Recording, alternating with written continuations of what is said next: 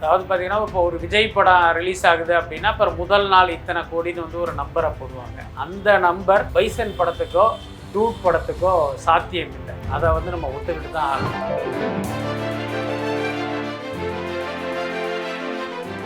அதாவது பைசனை பொறுத்த வரைக்கும் நம்ம சமீபத்தில் கூட மாரி செல்வராஜை இன்டர்வியூ பண்ணால் அப்போ அந்த படம் குறித்துலாம் அவர் நிறைய பேசினார். பட் அதுக்கு முன்னாலே நமக்கு ஒரு தகவல் தெரியும். மனத்தி கணேசன் அப்படிங்கிற கபடி வீரருடைய வாழ்க்கையில் நடந்த ஒரு முக்கியமான சம்பவங்களை மையப்படுத்திய கதை தான் அந்த பைசன்.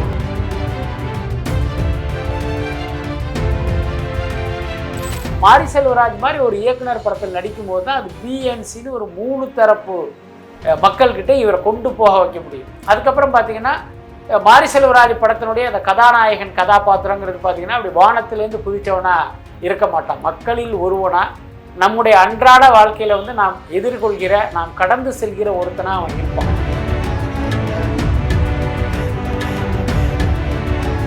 சூர்யாவுடைய வருத்தம் என்ன அப்படின்னா இப்போ நம்ம படம் கிட்டத்தட்ட முடிவடைஞ்சிருச்சு, அப்படியும் வந்து தீபாவளிக்கு வர முடியலையே அப்படின்னு அவர் வருத்தப்பட்டிருப்பார். அதெல்லாமல் நான் ஏற்கனவே சொன்ன மாதிரி இப்போ வருகிற 3 படங்கள் சூர்யாவின் பார்வையில் வந்து ஒரு மொக்க படங்களாக இருந்துச்சு அப்படின்னா அவருடைய வருத்தம்ங்கிறது இன்னும் அதிகமாக இருக்கும்.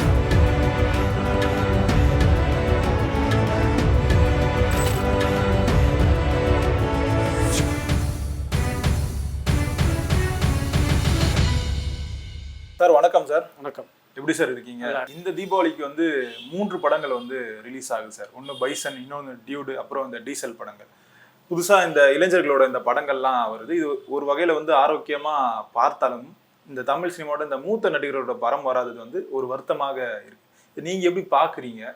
இது ஆக்சுவலி பார்த்தீங்கன்னா இந்த ஒரு கால மாற்றத்தினுடைய பிரதிபலிப்பு, அதுதான் முக்கியமான காரணம். அதாவது ஒரு 25-30 வருஷங்களுக்கு முன்னால் தீபாவளி படங்கள் அப்படின்னா கமல் ரஜினி படம், கமல் படம் வருதா ரஜினி படம் வருதா அல்லது இந்த 2 படம் வருதா அப்படிங்கிறது தான் ஒரு முக்கியமான எதிர்பார்ப்பாக இருக்கும். அவருடைய காலம் மாறினதற்கு பிறகு பார்த்திங்கன்னா தீபாவளி பந்தயத்திலேருந்து கமல் ரஜினி படங்கள் விலகி நிற்க அஜித் விஜய் படங்கள்லாம் அப்படி வர ஆரம்பிச்சது. அதுக்கப்புறம் காலப்போக்கில் அவர்களுடைய படங்கள் தான் தீபாவளி விருந்து அப்படிங்கிற ஒரு நிலைமை இருந்தது. இப்போ சமீப காலமாக அவர்களும் பார்த்திங்கன்னா ஒரு கடந்த தலைமுறை நடிகர்களாக மாறி இப்போ ஒரு புது ரத்தம் தமிழ் சினிமாவில் பாஞ்சிக்கிட்டு இருக்கு. அதனால் இந்த தீபாவளியை பொறுத்த வரைக்கும் அந்த சீனியர் நடிகர்கள் அஜித் போன்ற சீனியர் நடிகருடைய படங்கள் வராமல் இப்போ இளையவர்களுடைய படங்கள் வருது. இது வந்து ஒரு ஆரோக்கியமான மாற்றம் தான். பட் அதில் நம்ம முக்கியமாக நோட்டீஸ் பண்ணது என்ன அப்படின்னா, பொதுவாகவே இந்த மாதிரி தீபாவளி பொங்கல் போன்ற பண்டிகை நாட்களில் வந்து ஒரு மசாலா படங்களை ரிலீஸ் பண்ணுறதுல தான் பெரிய ஆர்வம் காட்டுவாங்க. ஸோ அந்த மாதிரி படங்கள் தான் இந்த பண்டிகை கால படங்களாக ரிலீஸ் ஆகும். என்னென்னா குடும்பமாக மக்கள் தியேட்டருக்கு வருவதுங்கிறது இது போன்ற ஒரு பண்டிகை நாட்களில் தான். ஸோ அதை வச்சு அந்த படங்கள் பெரிய அளவில் வசூலை வந்து சாத்தியப்படுத்திக்குவாங்க. பட் இந்த தீபாவளிக்கு பைசன் போன்ற படங்கள் வர்றது வந்து ஒரு ஆரோக்கியமான விஷயமா நான் பார்க்குறேன்.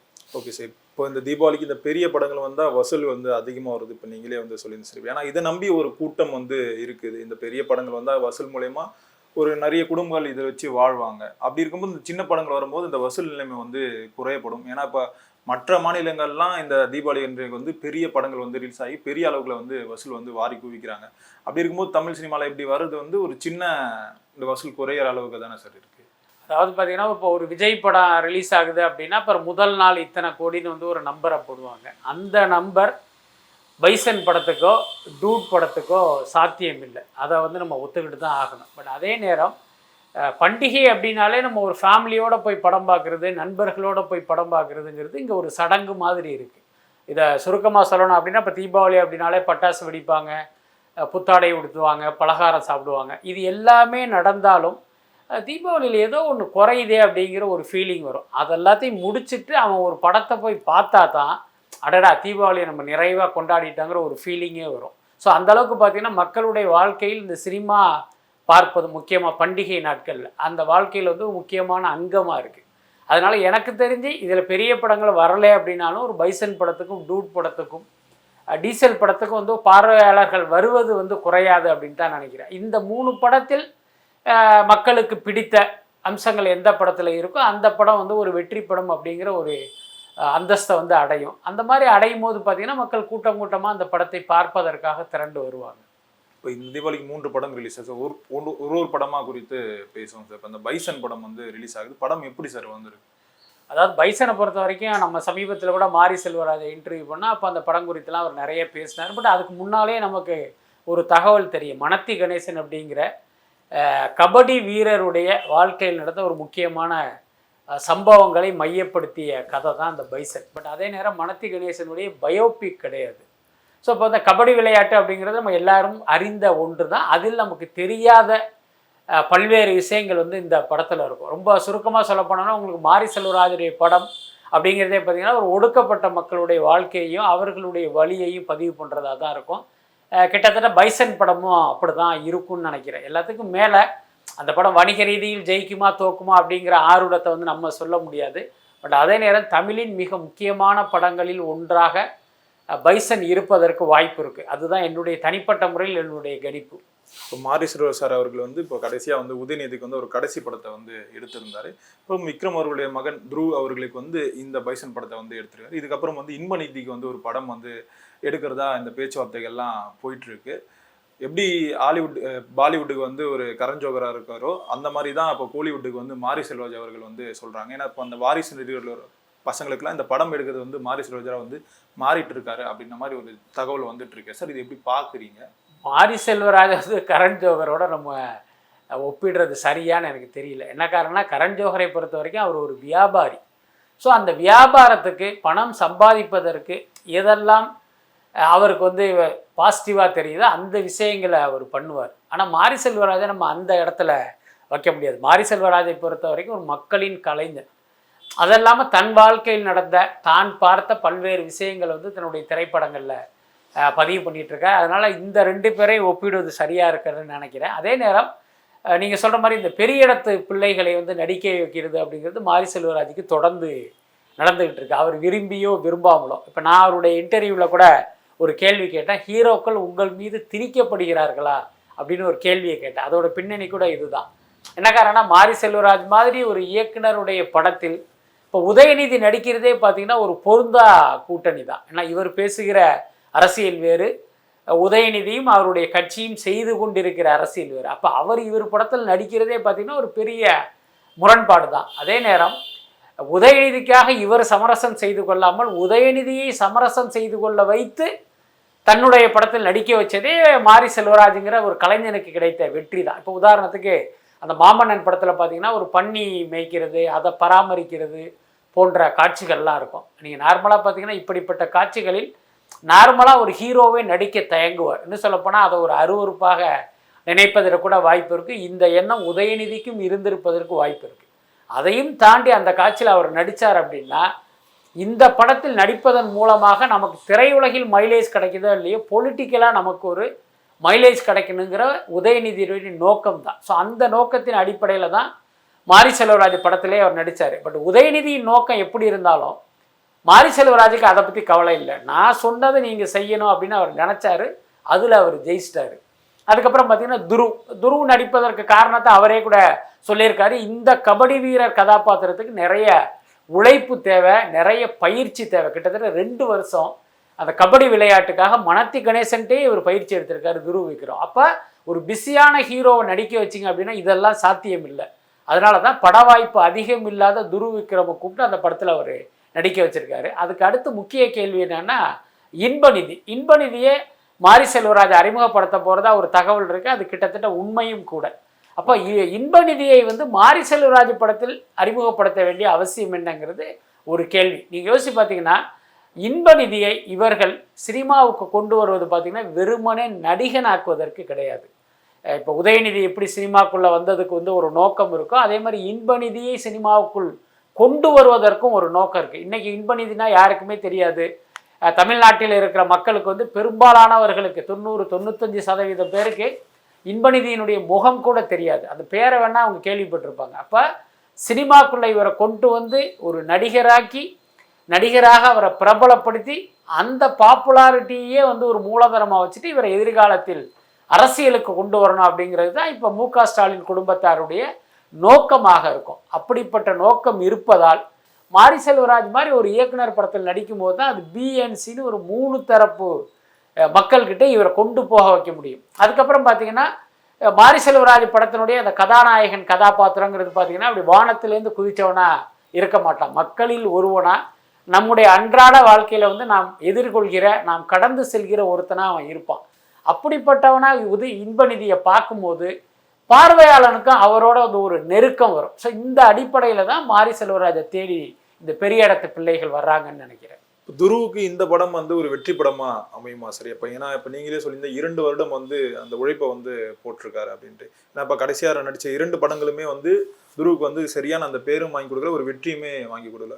இப்ப அவர் என்னதான் அந்த முதல் படம் வந்து ரீமேக்னு சொன்னாலுமே, அடுத்த படம் வந்து எங்க அப்பா கூட நடிச்சிருந்தான்னு சொன்னாலுமே, ஆனா அது ஒரு வியாபார ரீதியா ஒரு தோல்வி படமா அமைஞ்சிருக்கு. இப்ப இந்த படம் வந்து ஒரு வெற்றி படமா மாறுமா துருவா அவர்களுக்கு? அதாவது பைசன் படம் குறித்து மாரி செல்வராஜ் சொல்கிற விஷயங்களை வைத்து, துரு சொல்கிற விஷயங்களை எல்லாம் வைத்து பார்க்கும்போது இந்த படம் வெற்றி அடைவதற்கு நிறைய வாய்ப்புகள் இருக்குது. பட் நம்மளை பொறுத்த வரைக்கும் நான் ஏற்கனவே சொன்ன மாதிரி ஒரு படம் வெற்றி அடையுமா தோல்வி அடையுமாங்கிற ஆர்வத்தை நம்ம சொல்ல முடியாது. ஆனால் ஒரு சிறந்த படமாக இருக்கும் அப்படிங்கிற உத்தரவாதத்தை நம்ம நிச்சயமாக கொடுக்கலாம். மாரி செல்வராஜ் சார்பிலேயே சொல்கிறேன்.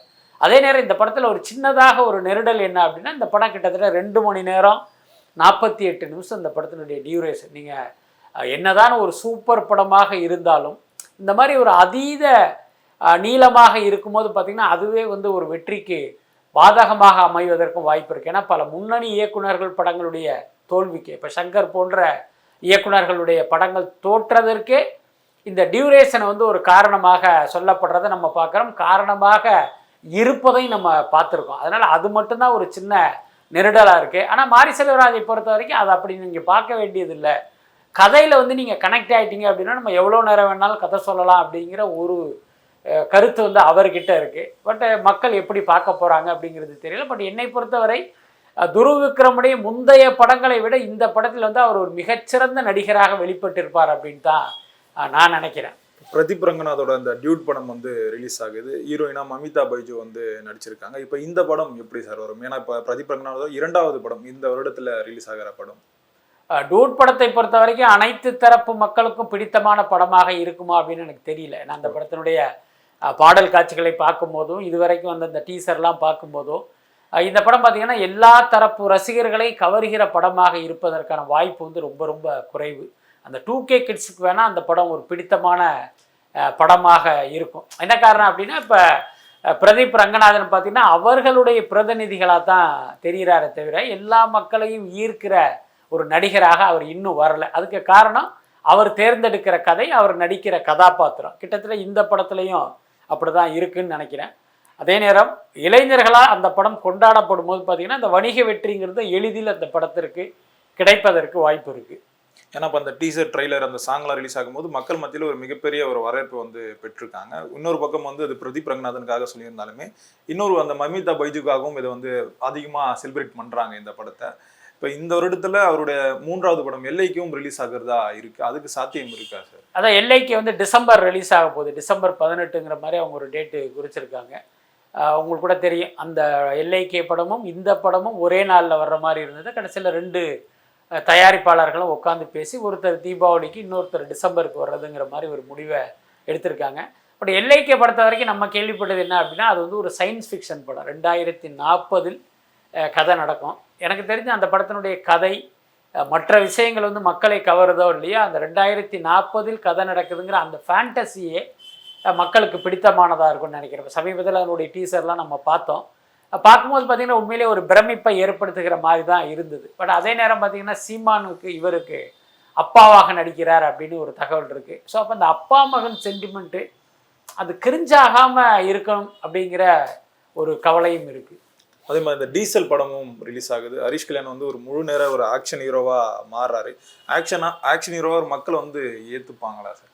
நம்ம தொடர்ந்து நம்ம பக்கத்து வீட்டு பையன் மாதிரி இருப்பார் ஹரிஷ் கல்யாண் வந்து, அந்த ஈஸியாக ஏற்றுக்கிட்டாங்க. இதே ஒரு ஆக்ஷன் ஹீரோ மாறும்போது அது ஈஸியாக எடுத்துப்படுமா சார்?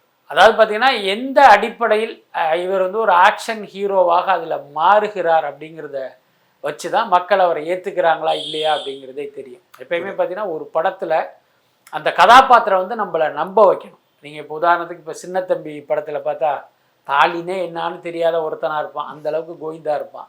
அவன் திடீர்னு பார்த்தீங்கன்னா ஒரு அசகாய சூரனாக மாறுறான் அப்படின்னா மக்கள் வந்து நம்ப மாட்டாங்க. அதே நேரம் இல்லைடா இவன் 10 பேரை கூட அடிப்பான் அப்படின்னு வந்து உங்களை நம்ப வைக்கிற மாதிரி விஷயங்கள்லாம் படத்தில் இருந்து ஒரு கட்டத்தில் அவர் அப்படி வந்து ஒரு விஸ்வரூபம் எடுக்கிறார் அப்படின்னா மக்கள் நிச்சயமாக அதை நம்புவதற்கு வாய்ப்பு இருக்குது. டீசல் படத்தை பொறுத்த வரைக்கும் இவர் ஆக்ஷன் ஹீரோவாக மாறுறாரா இல்லையா அப்படிங்கிறதை தாண்டி அந்த படம் ஒரு முக்கியமான விஷயம் குறித்து பேசுது.